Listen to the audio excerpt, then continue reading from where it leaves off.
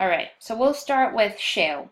Shale is a sedimentary rock consisting of silt and clay-sized particles. So, solid particles smaller than 1/16 of a millimeter. If you go back to the last slide, you'll see the classification there. Okay. The particles in these rocks are so small that they cannot be seen without magnification. So using a hand lens, for example, might help with looking at silt-sized particles.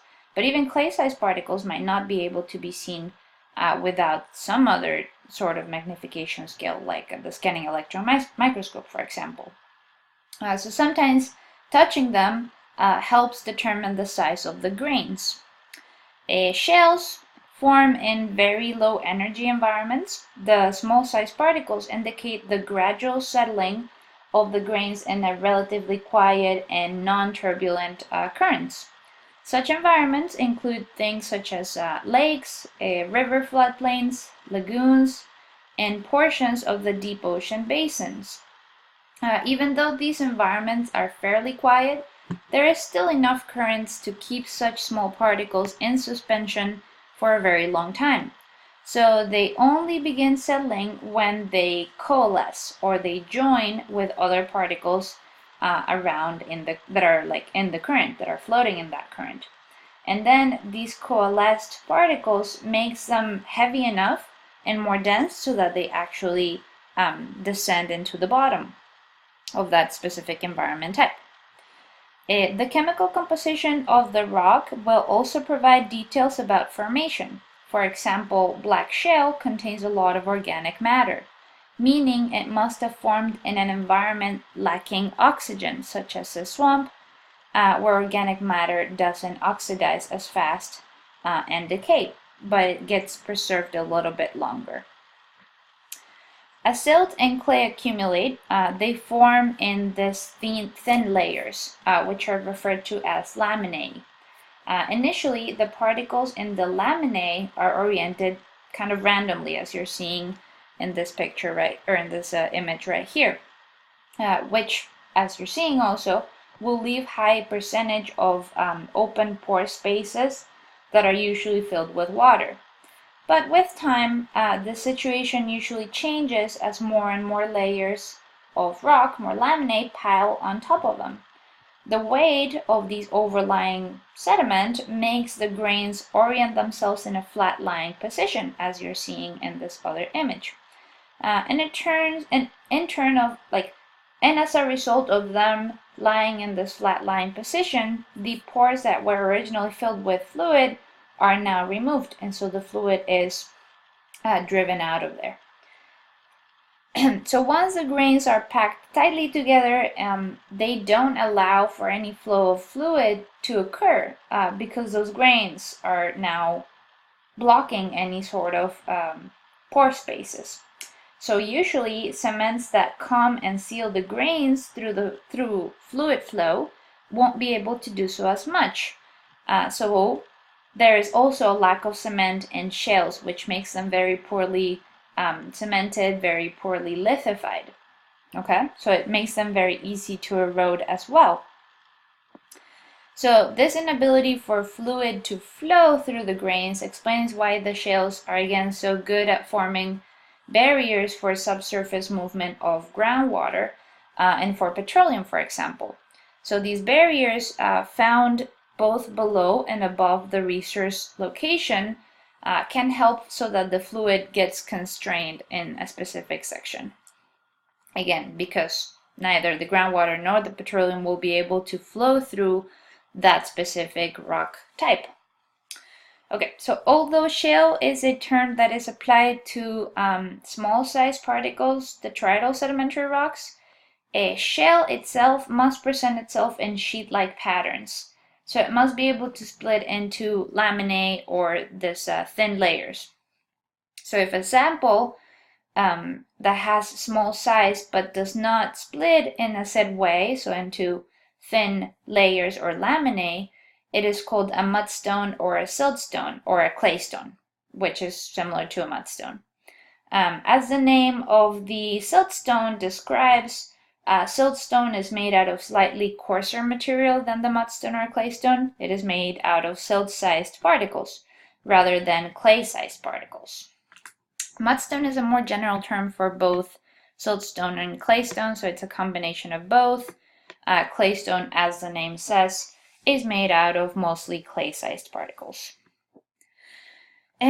Although shale is far more common than other sedimentary rocks, it does not attract as much notice as others do. And this is because it does not form those prominent outcrops like sandstones do, for example. Shales rather present more of shallow slopes and are easily weathered away. And this can be seen, for example, in the Grand Canyon, as the two images here on the lower left show. The shale slopes are more crumbly with shallower slopes in the picture. So right here would be the shale slopes. You can also see them across the way down here and down here. And in the diagram, those shale beds are shown as shallower gradients as well. So there would be things like here. You're seeing the shallower gradient here in this shale. You're seeing the gradient in this shallower Bright Angel shale, which is pretty famous. And I believe that this might be also a shell. I can't tell from the little diagram that they have, but I think that that's what it is as well. And again, they don't form this nice prominent outcrops because they're not cemented very well due to the lack of fluid carrying those cements through the grains. So some shales are economically valuable, so for making things like pottery, china, brick, and tile. So they're very useful as well.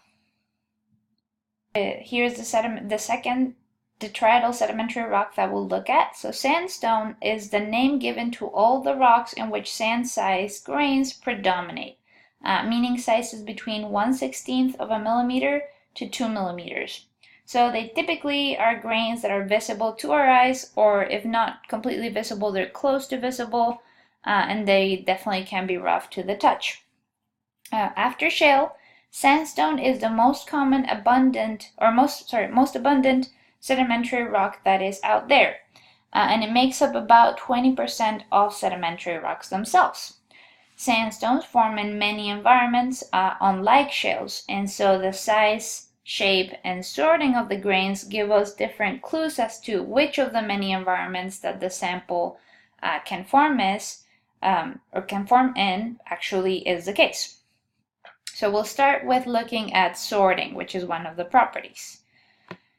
So refer to the image on the top right for this, and also for angularity and sphericity, which we'll talk about later. But again, we'll talk about sorting for now. So not all the particles of a sandstone have the same size. Some of them may be bigger and some of them may be much smaller within the same sample. Or they may all perhaps have the same size in a different sample. So this will determine how well sorted they are. If the degree of similarity in the grain sizes is high, meaning that they all have roughly the same size, then the sample is well sorted. But if the degree of similarity in grain sizes is low, meaning they are of different and rather extreme sides of the spectrum in terms of size, then the sample is poorly sorted or very poorly sorted.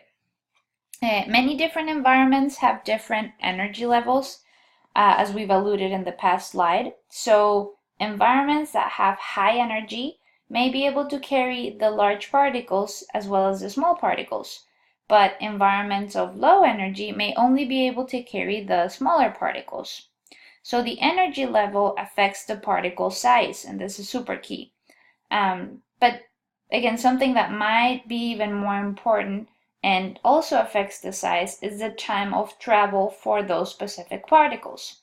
So the longer they've traveled, the better sorting there's going to be. The shorter they've traveled, the more poorly sorted the sample's going to be. That's also key. So again, the energy level of the transport medium and also the time of travel. So, for example, for wind-blown sediments like you're seeing in the picture on the bottom right, that is in Zion National Park, you have rocks that have very similar particle sizes within them. You can also have another example of wave-washed sediments, which tend to be much better sorted than the stream sediments, which have not traveled as long. So again, in both cases where you have wind-blown sediments or wave-washed sediments, the sorting itself tends to be better than in the case of stream sediments, for the most part, which don't travel for very long. Okay. Another important clue is sphericity and angularity of the grains. So again, refer to this image right here on the top right for that. The shape of the grains overall makes up both of these things. So the longer that the particles have been in motion, the more rounded they get because their edges get rubbed by other particles and by hard surfaces that they may be in contact with during their travel. So the more spherical or rounded that the grains are, the longer that they have traveled. And in contrast, the more angular the grains are, and less rounded, I should say, that the grains are, the shorter the distance that they have traveled is. There is one exception, in the case of sediments that were transported by glaciers, for example. Glacier sediments tend to be angular regardless of the time that they've been traveling inside of the glacier, because they were originally angular and the ice doesn't get to carve it as much, for example. The length of travel will also affect the mineral composition in a sandstone. So there is substantial weathering and long transports that typically lead to the gradual destruction of weaker and less stable minerals, which includes minerals such as feldspars and ferromagnesian minerals. So as we've discussed in Chapter 6, quartz is usually the more stable major silicate mineral and is very resistant to weathering. So usually the more quartz and less of the other minerals a sandstone has, the longer that it has been traveling. And the greater amount of other easier to wear silicate minerals, the shorter that it has been traveling for. So there are different varieties of sandstone. Typically, they are identified by the difference in mineral composition, and hence these are a leading clue for time of travel. So because quartz is the most resistant mineral to weathering, it typically is in any sandstone. If the sandstone is predominantly made out of quartz grains, however, it is called the quartz sandstone, which is the leftmost picture that you have on the slide right here, for example. Mostly quartz with a little bit of tinting to it. If the sample contains considerable amounts of feldspar, and by considerable I mean 25% or more, it is called arkose sandstone. Okay, and it also contains usually a little bit of micas in it, so muscovite and biotite. Arkose is typically formed by the sediments from granitic rocks, so granite and granodiorite, for example. So the angular grains, the high variation of minerals that you find, and the poor sorting of the grains themselves suggest a very short time of travel and a fast burial and lithification of those granitic-derived sediments. So arkose resembles the picture that you have, for example, in the kind of middle left of the slide right here. So you see very poor sorting and very many different types of sediments within there, so many different minerals. Okay, so lastly we have greywacke. Greywacke has some rock fragments with quartz typically. So that would be the picture here in the middle of the slides. Every now and then they will have some mica grains, some muscovite and biotite for the most part. Greywacke is typically poorly sorted, not as poorly sorted as arkose. And the grains tend to be somewhat angular. So time and distance of travel suggests not very long, not very far. And it suggests a fast burial and lithification as well.